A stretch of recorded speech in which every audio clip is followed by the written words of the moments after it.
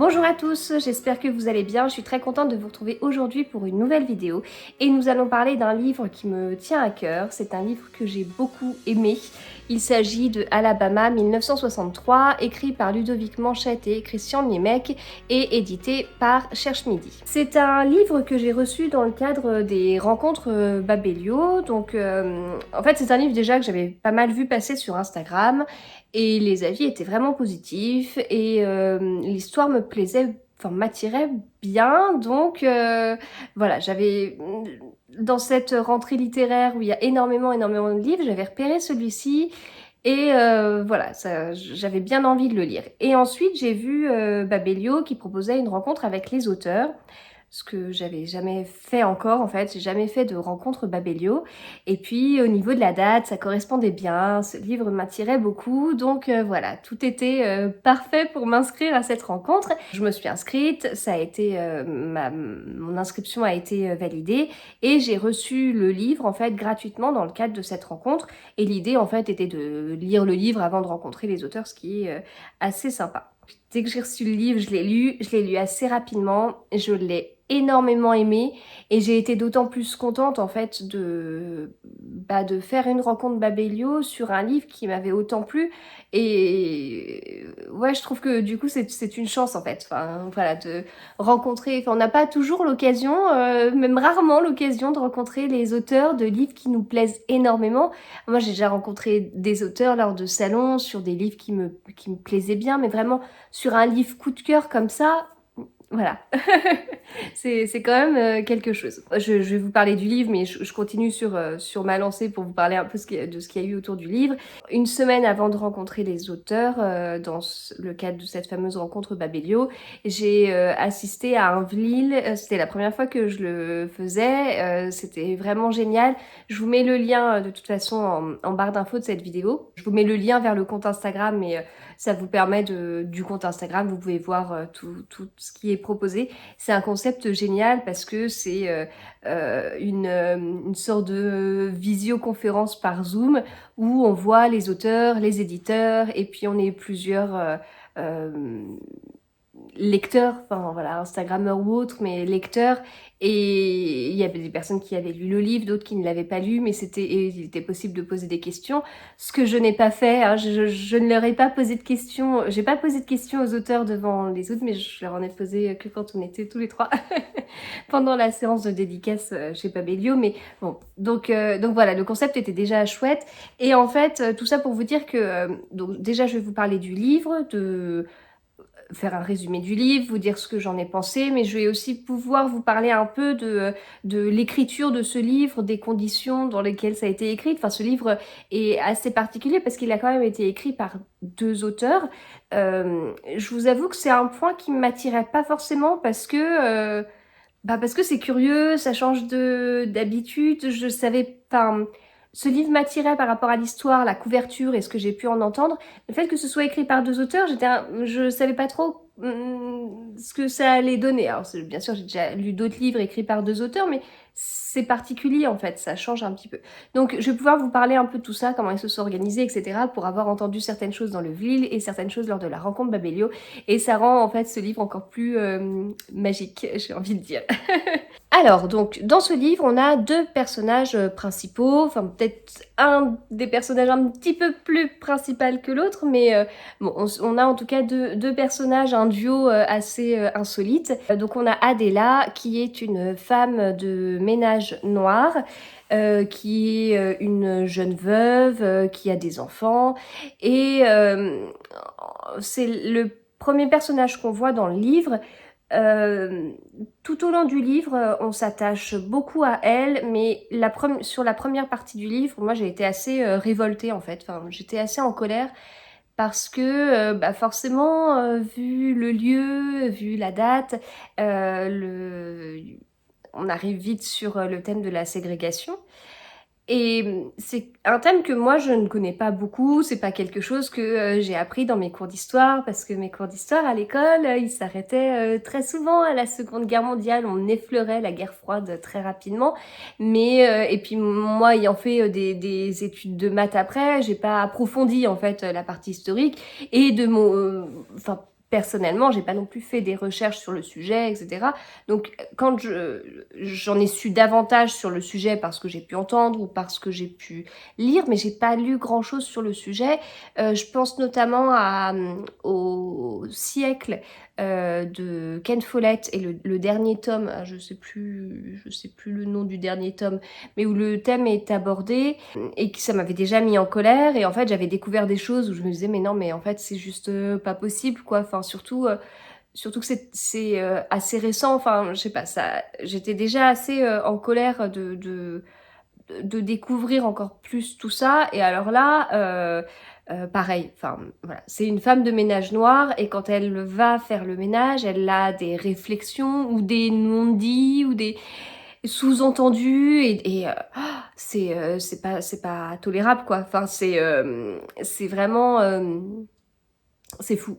Donc ça, en fait, c'est la partie du contexte historique. Parce que ce livre, en fait, il a deux personnages, il a deux auteurs, mais il a aussi deux facettes. Il a une partie qui est partie historique, en fait, contexte historique, et une partie où on est sur du roman policier. Voilà. Moi qui aime beaucoup les romans policiers, même si de ce que j'ai entendu justement aux différentes rencontres, on n'insiste pas sur la partie roman policier, et moi j'en parle parce que, alors c'est pas un roman policier avec toutes les règles d'un roman policier, mais moi j'aime les romans policiers et je trouve que c'est un excellent roman policier, voilà. Et le fait d'avoir du coup à la fois de la partie historique et la partie policière, et si vous me connaissez, vous savez ce que j'appelle un bon roman policier, donc j'ai pas trop envie de le rappeler ici pour pas spoiler ou je ne sais quoi, mais le fait qu'il y ait comme ça deux facettes, ça rend ce livre encore plus riche. Et voilà, enfin, ouais, c'est vraiment, c'est vraiment un très bon livre. Ça, je vous l'ai déjà dit. Donc voilà, en fait, on est pris dans l'histoire vraiment de l'enquête, et puis on est pris dans ce contexte, et voilà. Mais c'est vrai qu'au début, je trouve qu'on, de mon point de vue, au début, on pose un peu le contexte, et ce contexte, sans que ce soit écrit de façon très grave, mais ça, voilà, moi ça m'a un peu pris, et j'étais, comme je vous dis, assez révoltée. Donc ça, Adela, c'est on va dire, c'est l'un des personnages principaux. Donc on la suit, on suit un peu sa famille, ses amis, etc. Et puis donc l'autre personnage principal, on n'est pas du tout sur, sur la même chose, hein. On est sur un détective ancien policier. Alors je vais pas dire détective raté, mais bon, c'est quelqu'un qu'on veut à beaucoup de monde. Il était policier, il l'est plus pour des raisons un peu obscures. Il est alcoolique, chez lui, c'est un bazar monstre, c'est sale, donc vous voyez bien qu'à un moment donné, il va avoir quand même besoin d'une femme de ménage. Et, euh, et en fait, au niveau de l'enquête, enfin, au niveau de l'histoire policière, ce qui se passe, c'est qu'il y a des meurtres de petites filles noires. Du coup, bah voilà, comme on est toujours dans ce contexte historique révoltant et tout ce qu'on veut, eh bien, les policiers blancs ne veulent pas s'occuper de résoudre ce meurtre ou s'occuper de cette affaire des petites filles noires. Donc c'est pas, il n'y a pas un nom catégorique, c'est on s'en occupera, et puis les semaines passent, et puis ça continue, et puis voilà. Donc au final, certains parents un peu désespérés vont chercher ce fameux détective particulier qui au final accepte mais sans grande conviction non plus, sauf que bah il y a un moment donné, comme je vous dis, c'était le bazar chez lui, donc il a eu besoin de quelqu'un pour faire un petit peu de ménage, et puis cette personne, elle l'a un petit peu secoué. Alors, façon de parler, parce qu'une femme de ménage noire ne va pas secouer un détective blanc, mais voilà, en tout cas, ces personnages vraiment opposés sur plein de choses, petit à petit, dans l'histoire, vont... alors, je sais pas quel mot utiliser, mais bon, vont, on va dire, travailler ensemble. Voilà, ce qui était hyper improbable, en tout cas au début. Donc, du coup, comme je vous dis, c'est une histoire qui est vraiment prenante, je trouve. C'est un livre, enfin l'histoire a fait 300, un peu moins de 380 pages. C'est un livre qui se lit très vite. Voilà, avec le truc de, on n'a pas envie de s'arrêter. On a deux personnages, donc on les suit pas forcément en même temps. Alors, il y a pas, c'est pas forcément un chapitre l'un, un chapitre l'autre, mais bon, on a envie comme ça de d'avancer, d'en savoir un petit peu plus. Donc le livre, au niveau de la période, ça s'étale sur... donc là, ça commence en août 1963 et ça se finit en janvier 1964. On couvre une longue période, on couvre aussi le moment de l'assassinat de Kennedy, mais ça couvre aussi des moments un peu d'espoir en fait pour la population noire. Et voilà, tout ça, enfin tout le contexte est là, alors plus ou moins marqué. Enfin comme je vous dis, je trouve qu'au début, le contexte il est plus marqué que par la suite où l'enquête prend le pas. Enfin, c'est une impression, hein. Enfin, il faudrait que je le relise. Ça se trouve, c'est pas du tout comme ça. Mais c'est moi, en tout cas, comment je l'ai perçu. J'ai perçu, au début, j'ai été prise par ce contexte, voilà. Et puis après, je vais pas dire qu'on s'y fait, parce qu'on ne peut pas se faire à ce contexte-là. Mais ça devient, ça devient le contexte. Et puis, il y a l'histoire, qui est cette histoire policière. Je vous disais, c'est écrit par deux auteurs, ce qui est un peu surprenant. Donc moi, l'une des questions que je me suis posée, c'est mais comment ils se sont organisés dans l'écriture? Et en fait, je me suis dit, bah voilà, on a deux personnages, on a deux parties, une partie historique et puis une partie policière. Et ben ils sont deux, et ben voilà, peut-être qu'en fait ils se sont organisés de cette façon-là, du style, il y en a un qui écrit la partie policière et puis l'autre qui écrit la partie historique, et voilà.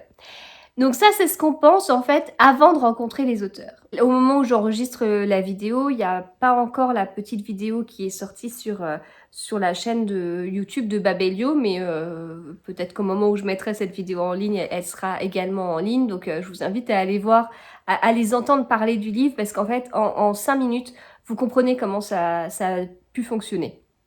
Et c'est assez rigolo et ça donne envie de vite lire un deuxième livre. Bon, c'est leur premier, ils sont dans l'écriture d'un second, mais ce sera pas pour tout de suite. Mais ça donne envie en fait de lire un autre livre d'eux pour se dire ah oui, maintenant c'est bon, je sais comment il fonctionne et je comprends mieux le travail derrière en fait. Ça fait 13 ans que les auteurs travaillent ensemble dans le monde de la traduction. Et ils fonctionnent très bien ensemble. C'est-à-dire que, et ça a été, je trouve que ça a été plus marqué dans le VLIL auquel j'ai assisté, que dans la rencontre Babelio, parce qu'en fait, dans le VLIL, on a été un peu tous marqués par ça, en fait, alors que dans la rencontre Babelio, ça n'a pas été évoqué. Je pense que tout le monde l'a vu, mais en tout cas, ça n'a pas été dit de façon explicite. C'est assez fou parce que on n'est pas loin de l'un qui commence les phrases et l'autre qui finit la phrase, quoi. Ils ont vraiment ce truc enfin, je comprends très bien qu'ils arrivent à travailler très bien ensemble parce qu'il y a quelque chose, en fait, je sais pas comment dire, deux personnes qui sont très connectées, en fait, et qui doivent très bien se comprendre, qui sont vraiment sur la même longueur d'onde, sur les mêmes, les, la même volonté en fait de voir où est-ce qu'ils voulaient enfin amener ce livre sur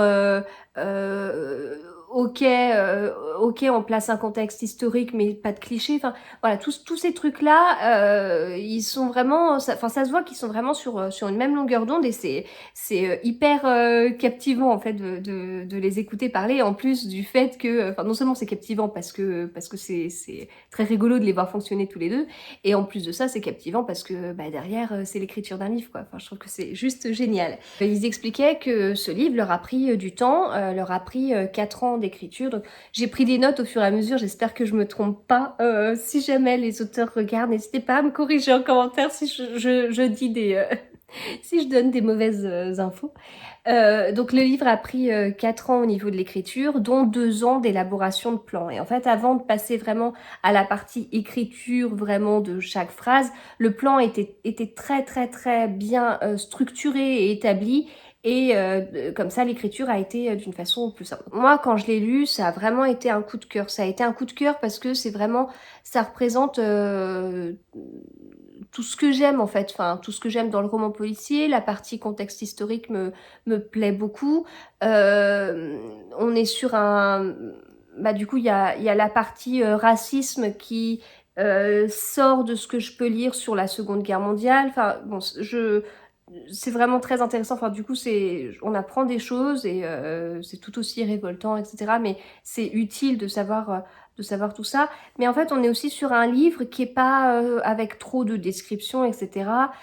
C'est un livre où il y a pas mal de dialogues, où voilà, l'histoire, elle se suit. Enfin, c'est pas un livre qui est lent, en fait. Je suis actuellement en train de lire un livre, justement, qui est plus lent. Alors, l'histoire, en fait, on est vraiment sur quelque chose qui me plaît vraiment beaucoup, mais il y a beaucoup plus de descriptions, etc. Là, on a des descriptions, mais qui sont assez... qui vont pas au fin fond de la description. C'est pas pénible pour le lecteur. Voilà, c'est juste ce qu'il faut. Et ils expliquaient justement qu'ils voulaient pas donner trop de détails physiques, notamment sur les personnages, trop de détails sur je sais pas, la description d'une pièce, etc. Ça permettait aussi de laisser un peu la place à l'imagination. Et puis c'est, je trouve, un petit peu moins rébarbatif, quoi. Ça permet d'avoir quelque chose qui est plus rapide à lire. Et donc, ce qui est assez fou, c'est que, comme je vous dis, ce livre, enfin, pour moi, c'est un coup de cœur à plusieurs niveaux. Et en fin de compte, c'est un livre qui a eu un peu de mal à trouver une maison d'édition. Enfin, en tout cas, les auteurs ont pas mal démarché avant de trouver une maison d'édition. Mais voilà, c'est inexplicable. Je connais pas ce monde-là, je peux pas trop en parler. J'imagine que il y a beaucoup d'auteurs qui sont pas forcément publiés, etc. Mais c'est vrai que quand on lit ce livre et après on se dit ça, c'est très curieux, quoi. Donc au niveau des autres petites infos que je m'étais notées et que je vous ai pas dites, là, il y a pas très longtemps, il y a eu la 6e réimpression justement du livre, donc ça prouve son succès, donc c'est vraiment génial. Et donc c'est un livre forcément sur la partie historique qui a demandé beaucoup de documentation, que ce soit des faits divers, etc. Voilà, enfin, moi comme je vous dis, je connais pas assez cette partie historique pour me dire tiens, c'est vrai que c'est comme ça. J'ai fait entièrement confiance, mais j'ai bien fait puisque les auteurs avaient fait un sacré boulot de recherche et tout. Ce que je trouve très chouette aussi, et là on arrive à la raison à la base pour laquelle je me suis inscrite sur Instagram, enfin l'une des raisons, mais un truc que je trouve vraiment génial, c'est que en fait les auteurs ont un compte Instagram. Voilà, ça c'est génial parce qu'en fait c'est vraiment pas le cas de tous les auteurs. Et moi au tout début quand je me suis inscrite sur Instagram, il y a ma dernière elle a 4 ans et demi, donc il y a 4 ans et demi. Donc vous savez, je vous parlais pas forcément de livres au début, j'ai parlé de pas mal de sujets, etc. Mais il y a un truc que je trouvais vraiment génial et que je continue d'utiliser, et c'est l'un des trucs qui fait que Instagram c'est très chouette aussi, c'est de pouvoir taguer en fait justement les auteurs, des éditeurs, une marque de tricot, une teinturière, une marque de tissu, une créatrice de patron couture, enfin voilà, tout ça c'est des choses qui sont chouettes parce que c'est des personnes qui nous paraissent totalement inaccessibles en temps normal. Pour rencontrer un auteur, normalement, il faut aller sur un salon, il faut faire la queue, il faut attendre son tour, et ensuite on peut échanger avec l'auteur si on n'est pas trop timide et qu'on arrive à parler. Voilà, donc c'est à peu près, c'est à peu près ça. Sauf que sur Instagram, si un auteur a un compte Instagram, eh ben, on peut le taguer, on peut échanger en commentaire, on peut échanger un message privé, et... Et voilà, c'est génial. Et du coup, comme j'avais lu le livre, bon bah vous savez, sur Instagram, moi, je communique quand même pas mal, je mets pas mal de stories, je mets pas mal de petites photos, etc. Quand je lis un livre, je mets une photo quand je finis le livre, en story je vous en parle un peu plus. Et donc bah, je tag l'auteur, si l'auteur a un compte Instagram, je tag l'éditeur, etc. Et puis là, bah, je les ai tagués, ou je sais plus si je les ai tagués ou non, ils sont arrivés je crois sur ma publication après. Je sais plus, enfin bref. Toujours est-il que j'ai pu être en contact avec eux, donc j'ai pas échangé pendant des heures et des heures, mais bon, j'ai pu leur dire que leur livre me plaisait beaucoup et que j'avais vraiment hâte de les rencontrer. Et puis voilà, on a pu échanger un petit peu comme ça. Voilà, donc je trouvais que c'était assez chouette. Et puis après, j'ai assisté au VLIL, et puis après, je les ai vus en vrai à la rencontre Babelio. Et puis, j'avais hâte du coup de pouvoir leur parler en vrai et tout. J'avais un peu peur d'être timide, mais bon, ça a été. Et puis du coup, ils m'ont dédicacé mon livre. Mais en fait, quand je suis arrivée, ils m'ont reconnue. Et que j'ai ce côté où je peux être fan très rapidement. Et je veux dire, là, je crois que ça restera l'une des dédicaces que je garderai le plus en mémoire. Enfin, je trouve ça juste fou, quoi. Ils sont tellement accessibles, et alors qu'ils ont écrit un livre qui est tellement bien, enfin voilà. Donc vraiment, ça m'a fait... Enfin, le moment était déjà magique et tout, alors là, c'est encore mieux. Et donc, ils m'ont fait une dédicace. Alors, j'ai pas lu la dédicace tout de suite, je l'ai lu après. Une fois que je suis sortie et que je suis rentrée dans ma voiture, en plus, j'étais la dernière. La dernière, il y avait beaucoup de monde, chaque personne a parlé. Et puis, en plus, ils ont, que ce soit Babelio ou les auteurs, vraiment, ils ont permis à chaque personne de passer du temps. Et moi, même si j'étais la dernière, j'ai quand même eu un peu de temps pour parler avec les auteurs. Et du coup, je remercie Babelio et les auteurs pour ça. Et donc voilà, du coup j'ai eu mes dédicaces ici. Donc dédicace de Christian à Magdalena, scientifique, littéraire, photographe, instagrammeuse, tricoteuse, mais comment faites-vous? Je vous admire avec toute mon amitié. Je suis hyper gênée.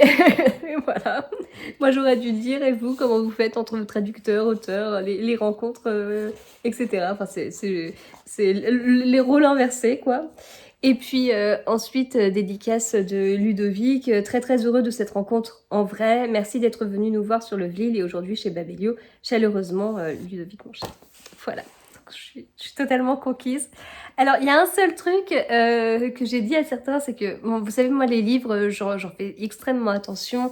Quand un livre, il est neuf, je veux...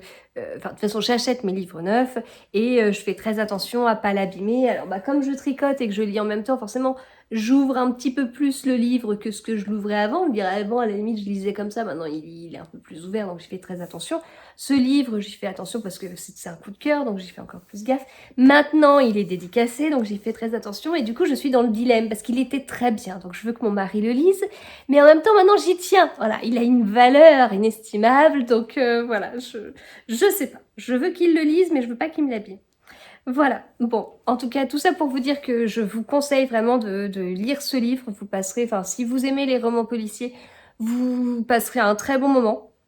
Si vous aimez les romans historiques, en tout cas qui abordent le thème de la ségrégation, ou au contraire, si vous êtes comme moi et que vous n'êtes pas forcément habitué à lire sur ce thème-là, je vous invite à lire ce livre parce que il est vraiment très bien fait sur ce côté-là. On n'est pas du tout dans quelque chose de très cliché et je trouve que c'est vraiment un livre qui est nécessaire. Enfin voilà, il y a des choses qu'on est censé...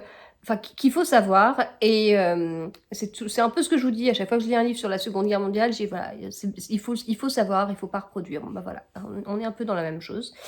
Et, tout en abordant en plus le sujet d'une façon, alors j'ai envie de dire légère, mais c'est pas que c'est un sujet léger ni quoi que ce soit, mais c'est qu'on n'est pas sur... c'est pas un livre donneur de leçons non plus. Et voilà, donc entre la partie historique, la partie polar, c'est un livre qui est vraiment d'une très grande richesse et qui se lit vraiment très vite. Donc je ne peux que vous le conseiller. Et puis le petit plus, c'est que les auteurs, ils sont sympas. Et ça quand même, c'est chouette. Voilà, bon, eh bien écoutez, je vous souhaite de bonnes lectures et je vous dis à bientôt.